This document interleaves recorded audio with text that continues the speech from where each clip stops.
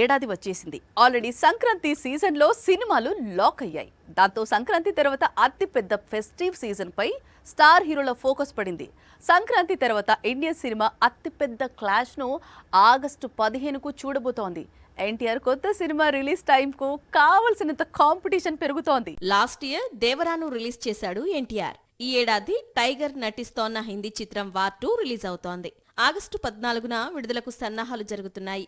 అయితే ఎన్టీఆర్ సినిమాకు పోటీగా కోలీవుడ్, బాలీవుడ్ నుంచి బిగ్ మూవీస్ రెడీ అవుతున్నాయి. ఇందులో రజనీకాంత్ నటిస్తోన్న కూలీ కూడా ఒకటి ఉంది.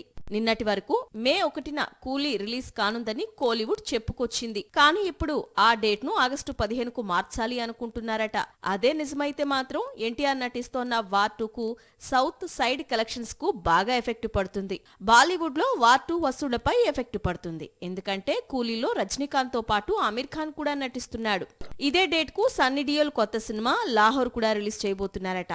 మొత్తంగా వచ్చే 15 ఆగస్టుకు Indian cinema pan India film clash చూడబోతోంది. ముఖ్యంగా ఎన్టీఆర్ సినిమాను మిగతా హీరోలు బాగానే రౌండప్ చేస్తున్నారు. విడుదలకు ఇంకా సమయం ఉండడంతో ఆగస్టు 15 రిలీజ్ కు మరిన్ని సినిమాలు క్యూ కట్టే అవకాశాలు ఎక్కువగా ఉన్నాయి.